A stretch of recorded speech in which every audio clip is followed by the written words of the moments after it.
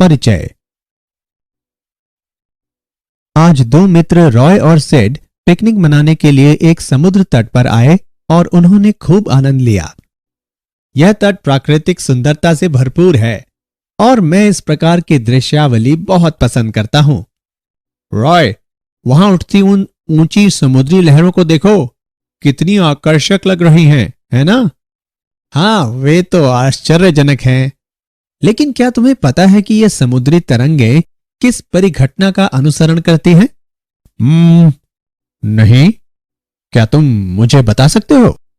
हाँ, क्यों नहीं। ये समुद्री लहरें दोलन करती हैं। ये अपनी गति आवर्ती रूप से दोहराती हैं। ठीक है, मैं समझ गया, मगर मैं इस बारे में कुछ और जानना चाहता हूं। क्या तुम मुझे बता सकते हो? हाँ बिल्कुल, मैं बताता हूं। विद्यार्थियों, इस पाठ में हम दोलनों के बारे में सीखेंगे। उद्देश्य: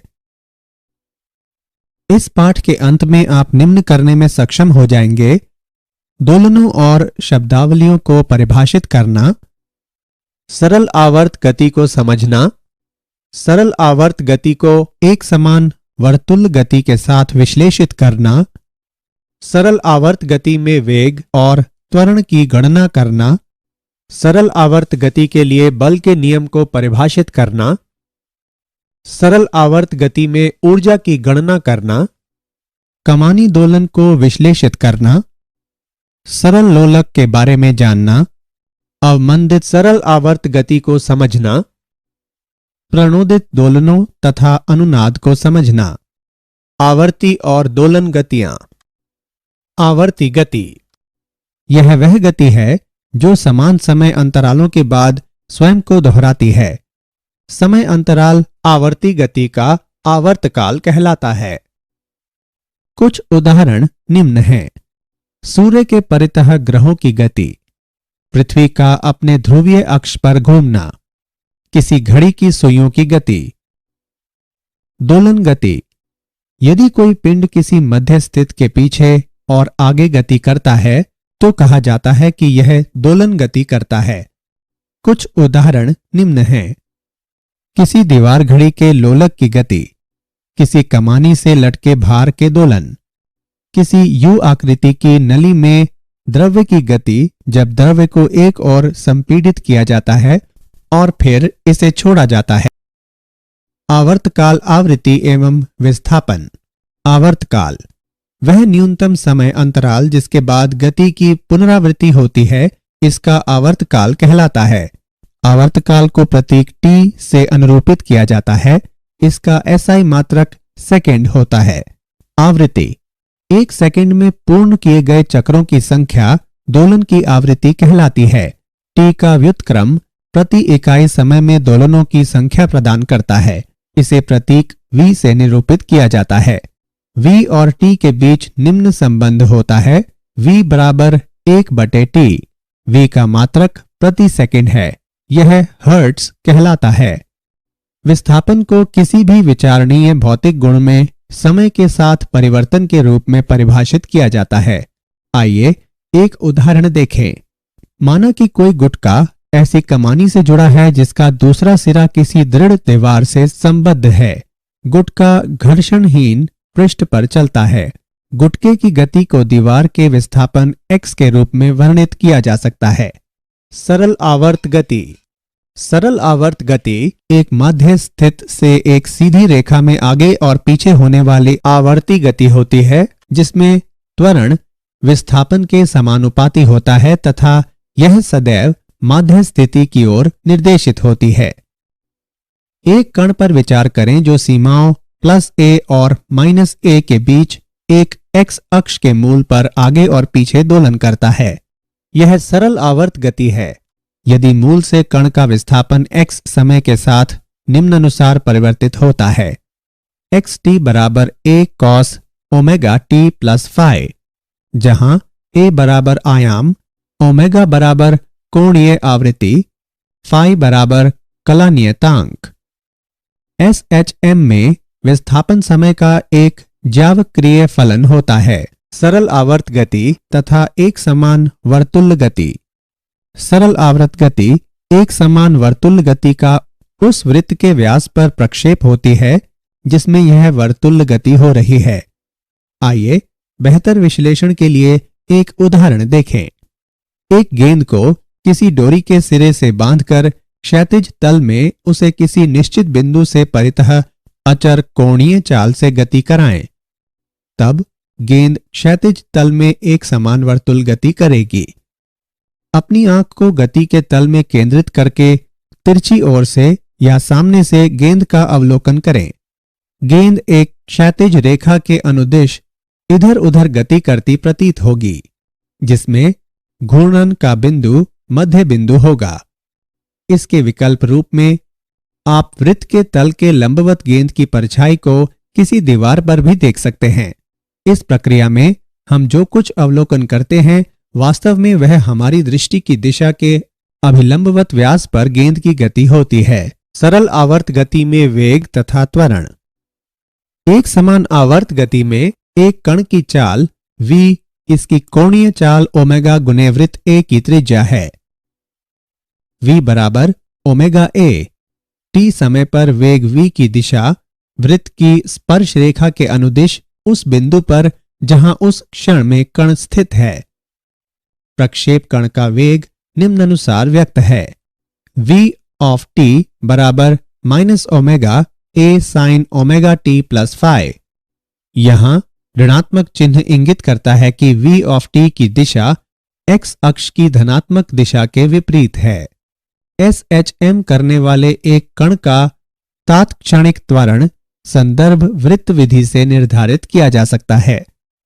एक समान वर्तुल गति करने वाले कण P के अभिकेंद्री त्वरण का परिणाम v वर्ग बटे a या ओमेगा वर्ग बटे a होता है और यह केंद्र की ओर अर्थात PO के अनुदिश निर्देशित होता है। प्रक्षेप कण P डैश का तात्क्षणिक त्वरण निम्न द्वारा व्यक्त है। a ऑफ t बराबर माइनस ओमेगा वर्ग a cos omega t plus phi बराबर माइनस ओमेगा वर्ग x। उदाहरण। आइए सरल आवर्त गति में वेग और त्वरण का एक उदाहरण देखें। सरल आवर्त गति के लिए जिसका आयाम 3 सेंटीमीटर और आवर्तकाल 5 सेकंड है, सामान्य अवस्था में तथा सामान्य अवस्था से 2 सेंटीमीटर विस्थापन में वेग और त्वरण ज्ञात करें।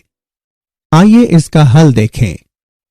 यहां आयाम a बराबर 3 सेंटीमीटर तथा कोणीय आवृत्ति ओमेगा बराबर 2 पाई बटे t बराबर 2 पाई बटे 5 रेडियन प्रति सेकेंड। विस्थापन के संदर्भ में वेग तथा त्वरण के लिए व्यंजक निम्न है। v बराबर ओमेगा अंडर रूट a वर्ग माइनस y वर्ग तथा a बराबर ओमेगा वर्ग y। मध्य बिंदु पर y बराबर 0, अतः v बराबर ओमेगा a बराबर 3.77 सेंटीमीटर प्रति सेकेंड तथा a बराबर 0। y बराबर 2 सेंटीमीटर पर हम पाते हैं कि v बराबर 2 पाई वर्गमूल 5 बटे 5 बराबर 2.81 सेंटीमीटर प्रति सेकेंड। a बराबर ओमेगा वर्ग y बराबर 2 पाई बटे 5 वर्ग गुणा 2 बराबर 3.16 सेंटीमीटर प्रति सेकेंड वर्ग। सरल आवर्त गति के लिए बल नियम। सरल आवर्त गति में m द्रव्यमान के कण पर कार्य करने वाले बल की गणना करने के लिए हम न्यूटन के गति के द्वितीय नियम का तथा सरल आवर्त गति करने वाले कण के त्वरण हेतु व्यंजक का उपयोग करते हैं। f ऑफ t बराबर ma। a का मान प्रतिस्थापित करने पर हम पाते हैं कि f ऑफ t बराबर माइनस m ओमेगा वर्ग x of t। f of t बराबर माइनस के x ऑफ t, यहाँ k बराबर m ओमेगा वर्ग, ओमेगा बराबर अंडर रूट k बटे m। बल सदैव माध्य स्थिति की ओर निर्देशित होता है, इसलिए इसे कई बार सरल आवर्त गति में प्रत्यानयन बल भी कहा जाता है। बल x ऑफ t के रैखिक समानुपाती होता है। ऐसे बल के साथ दोलनकर्ता कण रैखिक सरल आवर्ती दोलक कहलाता है। सरल आवर्त गति में ऊर्जा। गतिज ऊर्जा। सरल आवर्त गति करते किसी कण का वेग समय का आवर्ती फलन होता है। विस्थापन की चरम स्थितियों पर यह शून्य होता है। गतिज ऊर्जा निम्न द्वारा व्यक्त है। K बराबर 1/2 mv वर्ग बराबर 1/2 m ओमेगा वर्ग a वर्ग साइन वर्ग ओमेगा t प्लस फाइ बराबर 1/2 ka वर्ग साइन वर्ग गुणा ओमेगा t प्लस फाइ। यह समय का आवर्ती फलन भी है जो विस्थापन अधिकतम होने पर शून्य तथा कण के माध्य स्थिति में होने पर अधिकतम होता है। स्थितिज ऊर्जा कमानी बल F बराबर -kx एक संरक्षी बल है जिससे स्थितिज ऊर्जा संयुक्त होती है। U बराबर 1/2 kx वर्ग। अतः सरल आवर्त गति करते किसी कण की स्थितिज ऊर्जा U ऑफ x बराबर 1/2 kx वर्ग बराबर 1/2 ka वर्ग कॉस वर्ग ओमेगा t प्लस फाइ। अतः सरल आवर्त गति करते किसी कण की स्थितिज ऊर्जा भी T/2 आवर्तकाल के साथ आवर्ती होती है जो माध्य स्थिति से शून्य और चरम विस्थापन पर अधिकतम होती है। कुल ऊर्जा निकाय की कुल ऊर्जा E बराबर U प्लस K बराबर 1/2 ka वर्ग साइन वर्ग omega t plus phi plus 1/2 ka वर्ग कॉस वर्ग ओमेगा t प्लस फाइ बराबर 1/2 ka वर्ग। अतः सरल आवर्ती दोलक की कुल यांत्रिक ऊर्जा समय से स्वतंत्र होती है। कमानी के दोलन M संहिति का एक गुटका जो रैखिक सरल आवर्ती दोलक है एक कमानी से जुड़ा है। गुटका घर्षण रहित पृष्ठ पर गति करता है। गुटके को खींचकर या धक्का देकर छोड़ दिया जाने पर यह सरल आवर्त गति करता है। हुक के नियम के अनुसार निकाय को विरूपित किए जाने पर उस पर प्रत्यानयन बल लगता है। इस बल का परिणाम विरूपण अथवा विस्थापन के अनुक्रमानुपाती होता है और यह विपरीत दिशा में कार्य करता है। किसी समय t पर यदि गुटके का किसी माध्य स्थिति से विस्थापन x है तो गुटके का कार्य करने वाला प्रत्यानयन बल Fx बराबर -kx। यहाँ k कमानी स्थिरांक है। किसी कठोर कमानी के लिए k का मान अधिक तथा किसी मुलायम कमानी के लिए k का मान कम होता है। निकाय के लिए कोणीय आवृत्ति निम्न द्वारा व्यक्त है। ओमेगा बराबर √k/m तथा दोलक का आवर्तकाल निम्न द्वारा दिया गया है।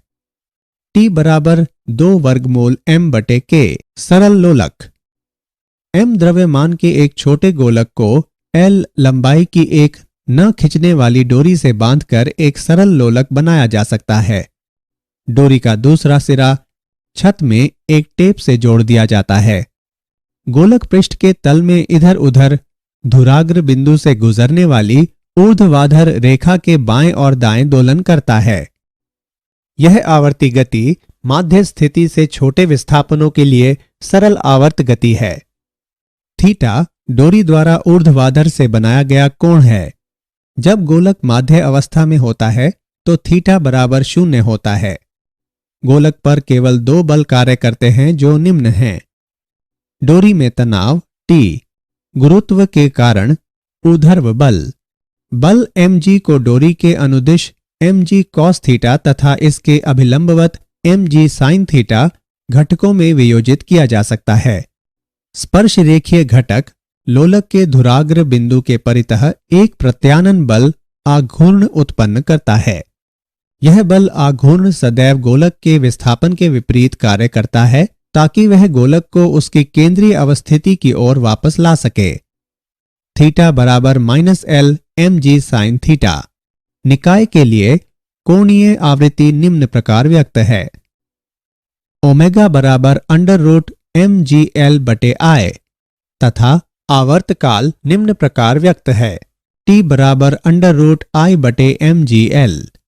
चूंकि सरल लोलक की डोरी द्रव्यमानहीन है इसलिए घूर्णी जड़त्व ml वर्ग होगा। अब सरल लोलक का आवर्तकाल निम्न होगा। T बराबर वर्गमूल L/g।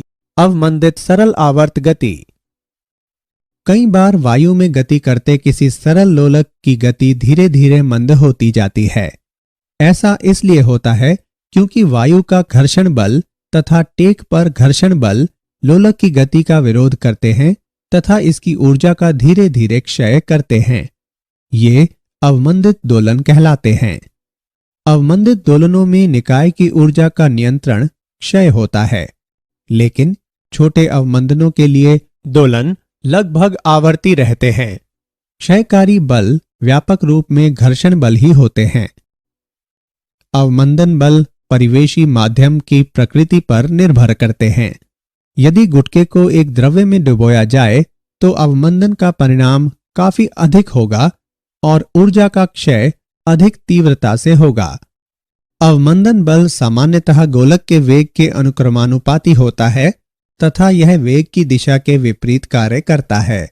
यदि अवमंदन बल को Fd से व्यक्त करें तो हम पाते हैं कि Fd बराबर -bv प्रणोदित दोलन। जब किसी सरल लोलक को छोड़ा जाता है तो यह अपनी स्वाभाविक आवृत्ति ओमेगा के साथ दोलन करता है और ये दोलन मुक्त दोलन कहलाता है। सभी मुक्त दोलन सदैव उपस्थित रहने वाले अवमंदन बलों के कारण समय के साथ समाप्त हो जाते हैं।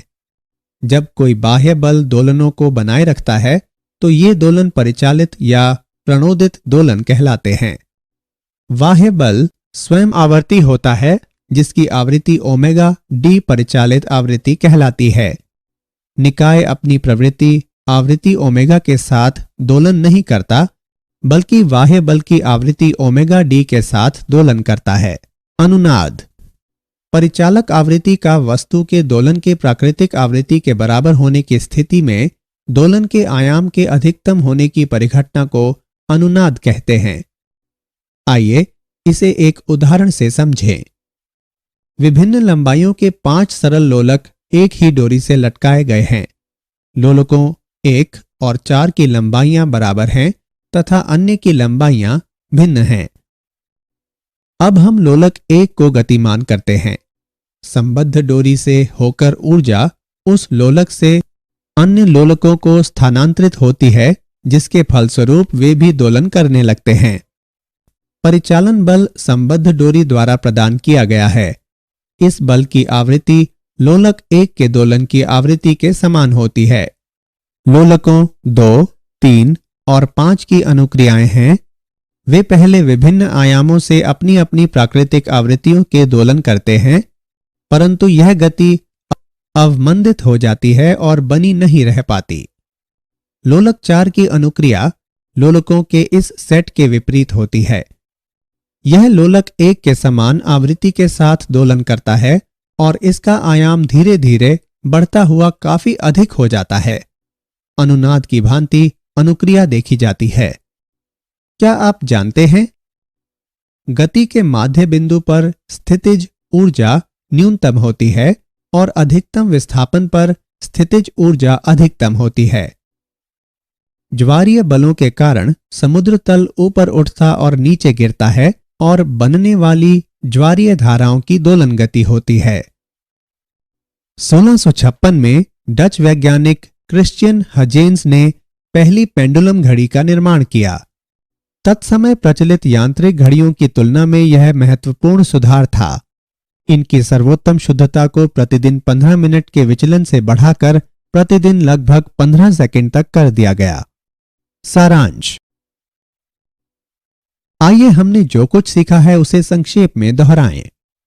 वह गति जो समान समय अंतरालों के बाद खुद को दोहराती है आवर्ती गति कहलाती है।